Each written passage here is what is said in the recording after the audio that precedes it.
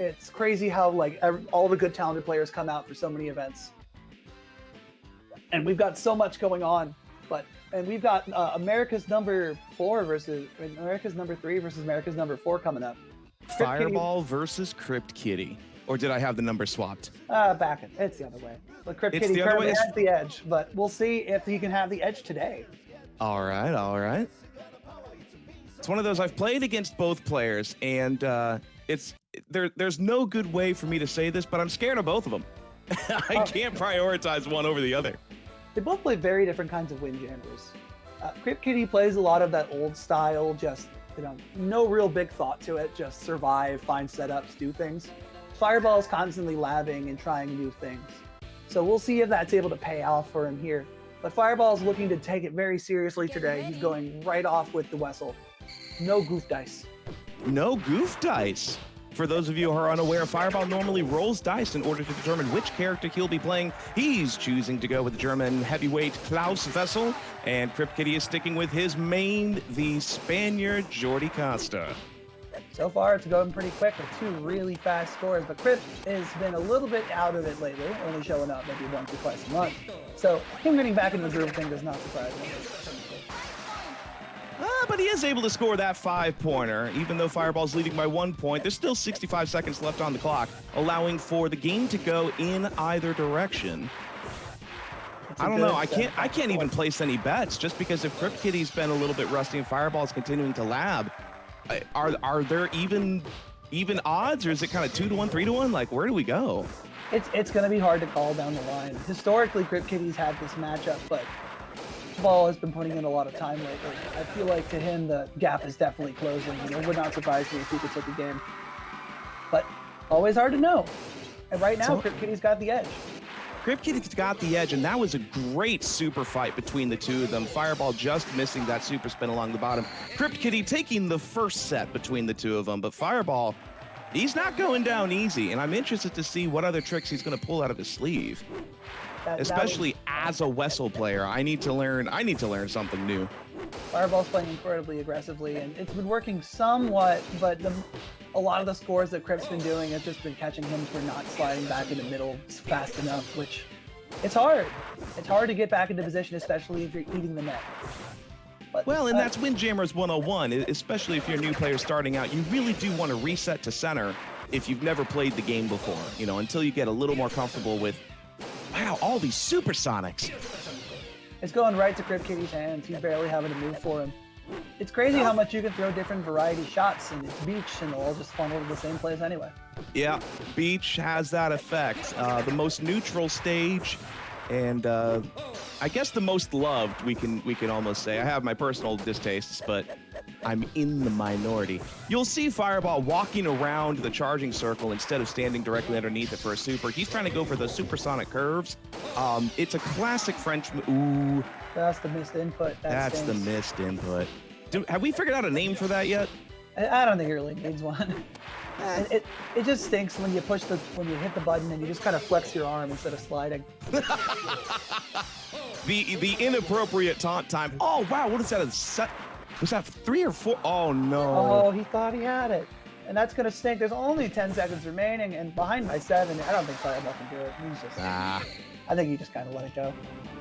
Well, that's going to be the first map gone, first point going to CryptKiddie. I'm interested to see if Fireball will counter-pick a new map or a different map, or if he will do what a lot of professional Windjammers players do, which is pick beach again. I expect clay. Ooh, from Fireball? Yeah, it's the Fireball clay. If you've not seen this, this is really aggressive. Fireball is going to go up to the front of the net, and he's basically never going to move from there. It's really cruel. It's really difficult to react to, and he's able to take advantage of the bumpers to refract shots, essentially like standing right next to a wall. First point's going to Fireball, proving Warp Whistle correct. He's just catching everything. Because Wessel's got the longest dash of the game, he's able to reposition himself easily using the super spins to his advantage, allowing the bumpers to just kind of mix everything up. Because Clay, as the two bumpers dead center, kind of cuts the map in two, allowing the defense to be a little easier, especially if you're a larger character such as Klaus Fessel. So far, Crypt is doing a pretty good job of playing defense, and he's unfortunately already behind by 6, but there's 3 points. This is a really good setup to get him here to the bottom, and there's no way for him to have got back in time, aside from just, throwing a different shot. But back where he is again.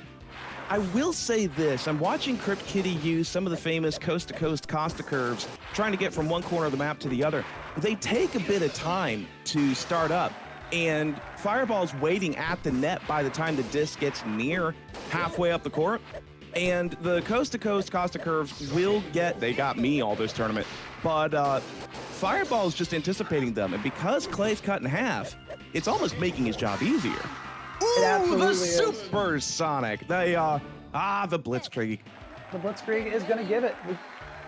At the net, the Blitzkrieg is infinitely more dangerous. It makes its movement go almost straight to where you want it to go, laterally, and gives there less room for your opponent to recover to it. And if your opponent does not hit A at the exact right moment, the impact will more than likely score. And it's a dirty trick, but it is an effective one. Oh, Fireball wasn't able to reposition in time there. CryptKiddie grabbing 5 points. That's the one problem with being so close to the net, is that you have less time to move back to neutral. If you're stuck at the very top or very bottom, you can have some bad instances. And good 2 points by Crypt, but it's only 2 points. But he only needs 2 more points with the 10 score. Make that 3. CryptKiddie grabs a set of his own. Fireball on the back foot. Yeah, it's one game away from Fireball having to just go to losers immediately, which is certainly not what you want to do on your counter pick, but 3 points quickly.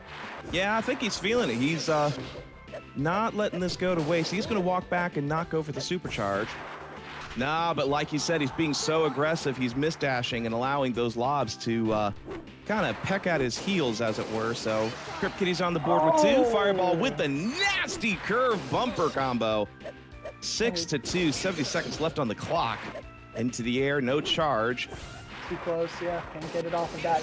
Clay's weird double net means that more shots that will come into the reticle that just aren't chargeable at all. And it stinks. It stinks when you are in a good position and you lose a game you're rewarded from it because the game decides no.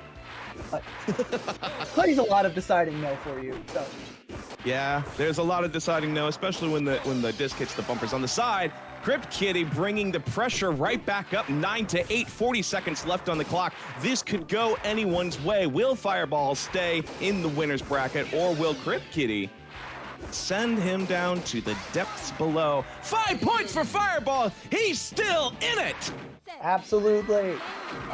It really started to waver a lot of times because he wasn't moving back into position. He wasn't coming back to neutral to do things that he's supposed to, and he's missing those dashes for the long lobs. But in the end, the shove it up your throat offense certainly worked out for him. Shove it up your throat defense. Is there like a hashtag or an acronym for that? Make that a Fireball special? No, it's certainly an offense more than a defense, but sometimes with these players are moving a bit too quickly for me, I'm going to say the wrong word. Well, CryptKiddie counterpicked with Tiled, and that's going to be a fun map for both of us, considering that it is tighter than Beach, a little more narrow, and the score pattern is a 5-3-5, which means usually the games go a little faster. CryptKiddie, first blood, 3 points. Traditionally, a Jordy Costa player would benefit more from a wider stage with more chances to do things, to get curves to develop, but CryptKiddie is a little bit more patient and a little bit more in the defensive driver's seat, at least as seen by that first game. So this makes a lot of sense for him to take advantage of the situation that he's in. Well, and he is definitely waiting for Fireball to slip up than necessarily approach the net. As I say that, CryptKiddie, with the wide Costa curve, bouncing around Fireball. Oh, that should be a 5. Every Windjammer's favorite discussion of, is it a 3 or is it a 5? The pixels determine, and a dice roll as well. The Costa Super does not get past Fireball. He's against the net again, 30 seconds left in the clock as CryptKiddie simply waits and decides what to do next, and Fireball continues to add that pressure. 20 seconds left in the clock. If you compare this to how the clay set went, you can notice there's less out of position moments because it's very rare for a shot to be completely out of your grasp. The stage is so much more narrow, as we said before, and that's leading to CryptKiddie being able to just wait, get a slight lead, and wait. And that was just a really bad misread, but even if he caught it, he had so little opportunity to make it happen. Sure. No, Fireball was a couple points behind, and as the clock ran down, he just wasn't able to make it up. So CryptKiddie's able to take this first set. Doesn't mean Fireball can't bring it back, though, especially if he's able to get back up to the net and get the Klaus Blitzkrieg to go in his favor. Doesn't go for the charge, goes for the wide throw, but Crypt is already there. Tries it again. Nah. Crypt has no reason to be aggressive. All Crypt needs to do is survive 75 seconds and not let it score past him. So he's going to probably stay in the back as long as he can, because what can K. Wessel do? Like he doesn't have very wide curves. His shots, while they're quick, are pretty linear and easy to get, and as long as he's all the way back, he should have enough time to react to every single one of them. So Fireball's... The super lobs are always a little frightening, especially if you're expecting a curve and not expecting a entire reposition. Oh, for sure, and even the super curves are some of the most that he can get. But as long as he's throwing more, like, things that he can't set supers off of, he should be safe to wait the entire thing. Are you predicting that this is going to be a 0-0 win for CryptKiddie? Yeah, I can easily see it. If not, like, Crypt can get a lob off with a weird misposition, but I think that he's just going to keep throwing things that aren't too complicated, but are just out of your reach to fit super. Oh, well, CryptKiddie tried the super lob, didn't work quite there. Fireball's been having to play rather defensively. CryptKiddie's been moving up to the net. And there's the first score of this set. CryptKiddie, 15 seconds left to go, 10 seconds left to go. Will Fireball grab the point to the zone? CryptKiddie lands the lob. That's a concession. Yeah. Well played. Well played on Fireball's part, not going down without a fight. Crypt's 3 points were scored with like one of those back diagonal shots, and I for certain don't think he was trying to score with it. I think he was just trying to kill some time, get himself back into central position, and when that score went in, it's just kind of cemented that like there's just nothing I can do.